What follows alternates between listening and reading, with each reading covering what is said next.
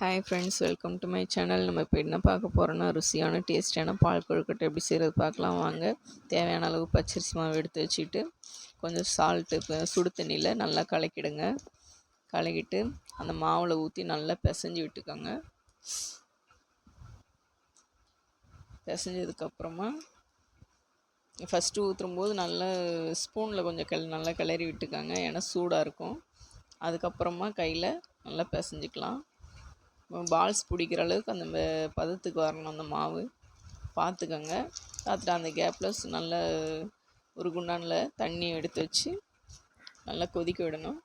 இப்போது பால்ஸ் எல்லாம் பிடிச்சி வச்சுக்கலாம். அதில் பிடிச்சி வச்சுட்டு நல்லா தண்ணி கொதி வரணும். கொதி வரும்போது அந்த பால்ஸ் தள்ளி தள்ளி தள்ளி தள்ளி போடணும். ஏன்னா ஒன்றா போட்டிங்கன்னா, மொத்தமாக போட்டிங்கன்னா அப்படி கெட்டியாகிடும், அப்புறம் நல்லா இருக்காது.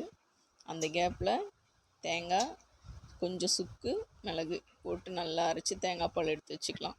இப்போ அந்த பால்ஸ்லாம் நல்லா வெந்ததுக்கப்புறமா தேங்காய் பால் எடுத்து அதில் ஊற்றிடுங்க. ஊற்றி நல்லா கிளறி விட்டுக்கிட்டே இருக்கணும் அப்போ தான் அது கெட்டியாகாமல் இருக்கும். இல்லைன்னா அங்கங்கே அப்படி இப்படி உருண்டையாக நின்றுடும். வாசனைக்காக ஒரு ஏலக்காய் பிச்சு போட்டுக்கோங்க. போட்டுட்டு நல்லா கிளறி விட்டுக்கிட்டே இருங்க. அப்பப்போ மீடியம் ஃப்ளேமில் இருக்கணும்.